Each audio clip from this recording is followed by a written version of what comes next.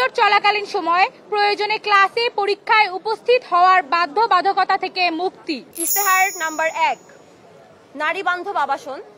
নারীদের আবাসন সংকট নিরসনে অবিলম্বে অন্তত আরও 5টি নারীদের হল নির্মাণের উদ্যোগ নেওয়া। নারী হলে লোকাল গার্জিয়ান নামক হয়রানির নির্মূল সহ হলের যাবতীয় হয়রানিমূলক নিয়মকানুনের অবসান ঘটানো। নারীদের হলে প্রবেশের সময়সীমা প্রত্যাহার করা।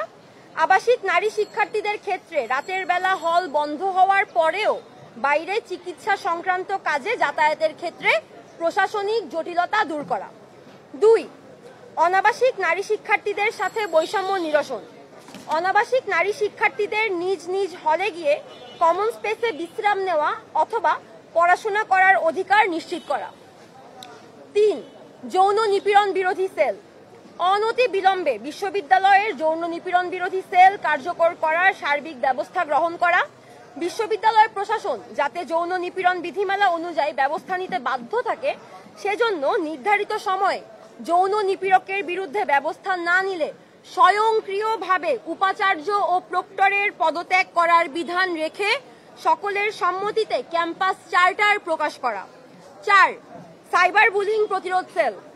ক্যাম্পাসের কোনো শিক্ষার্থী, শিক্ষক, কর্মকর্তা, কর্মচারী যাতে নারীদের সাইবার বুলিং করতে না পারে সেজন্য সাইবার বুলিং প্রতিরোধ সেল গঠন করা।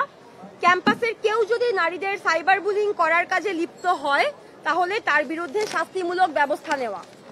5, নারীর প্রজনন স্বাস্থ্য ও মাতৃত্বকালীন সুবিধা নিশ্চিত করা। প্রতিটি ফ্যাকাল্টি, নারী হল ও ডিপার্টমেন্টগুলোতে কার্যকরী ভেন্ডিং মেশিন স্থাপন।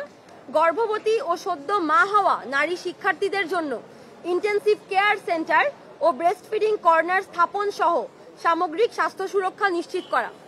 বিশ্ববিদ্যালয়ের যে মেডিকেল সেন্টার আছে মেডিকেল সেন্টারে কমপক্ষে 3 জন গাইনোকোলজিস্ট নিয়োগ দেওয়া। 6, নারীর টয়লেটের অধিকার নিশ্চিত করা। ক্যাম্পাসে নারীদের জন্য টয়লেট সুবিধা খুবই অপ্রতুল। এইটা খুবই ন্যাক্কারজনক। তাই ক্যাম্পাসের সকল ভবনে এবং কমন স্পেসগুলোতে নারী শিক্ষার্থীদের ব্যবহার উপযোগী টয়লেট স্থাপন করা, সেগুলোকে নিয়মিত রক্ষণাবেক্ষণ করতে কর্মচারী নিয়োগ দেওয়া। আমি আপনাদেরকে ইশতেহার নাম্বার 6 পর্যন্ত বললাম। বাকি ইশতেহারগুলো পাঠ করার জন্য আমি আহ্বান জানাচ্ছি প্রতিরোধ পর্ষদের রিডিং রুম, কমন রুম এবং ক্যাফেটেরিয়া সম্পাদক নুজিয়া হাসিন রাশাকে। আমাদের ইশতেহারের মূল বাক্যই হচ্ছে নারী প্রশ্নে বিনয়।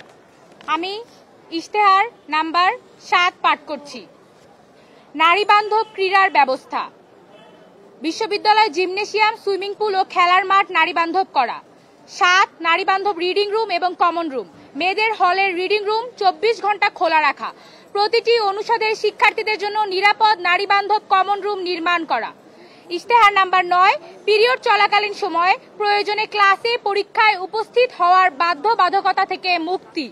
নারীরা পিরিয়ড চলাকালীন তীব্র শারীরিক অসুবিধার কারণে কোনো নারী ক্লাসে অনুপস্থিত থাকলে সেটাকে উপস্থিতির নির্ধারিত কোটা পূরণের ক্ষেত্রে বিবেচনায় নিতে হবে।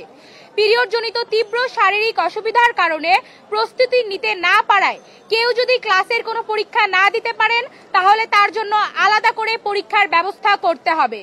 ইশতেহার নাম্বার 10, গবেষণায় নারীদের ইস্যু নিয়ে আসা। গবেষণার ক্ষেত্রে নারীদের সমস্যা বিষয়ক গবেষণাগুলোকে গুরুত্ব দিতে হবে। বিশ্ববিদ্যালয় যত গবেষণা করবে তার মধ্যে অন্তত 30% গবেষণা নারীর শারীরিক, মানসিক ও সামাজিক সমস্যার সাথে সম্পর্কিত হতে হবে। আমাদের 11 নম্বর ইশতেহার পাঠের জন্য আমি অনুরোধ করছি প্রতিরোধ পর্ষদ মনোনীত ভিপি প্রার্থী শেখ তাসনুবা আফরোজ ইমিকে। ধন্যবাদ তানিশা। আমাদের সর্বশেষ যে ইশতেহারটি, যেটি আপনাদের কাছে নারী বান্ধব সংস্কার এবং কাঠামোতে নারীর ক্ষমতা বৃদ্ধি। সিনেটে 5 জন নয়, ন্যূনতম 10 জন নির্বাচিত ছাত্র প্রতিনিধি রাখার বিধান চালু করতে হবে। এই ন্যূনতম 10 জনের মধ্যে অন্তত 4 জন হতে হবে নারী। ডাকসু নির্বাচনের সকল প্যানেলে অন্তত 30% নারী প্রার্থী হতে হবে। এই নিয়ম চালু করতে হবে। ধন্যবাদ। আমাদের প্রতিরোধ পর্ষদের 11 জন নারীদের পক্ষ থেকে 11 দফা ইশতেহার আমরা পেশ করলাম। কারো যদি কোনো প্রশ্ন থাকে আপনারা করতে পারেন। ধন্যবাদ। আমরা এখান থেকে স্পষ্ট বলতে চাই যে প্রতিরোধ পর্ষদের 11 জন নারী প্রার্থী এবং পূর্ণাঙ্গ প্যানেল মনে করে নারী প্রশ্নে আমরা বিন্দুমাত্র ছাড় দেব না আগামী দিন।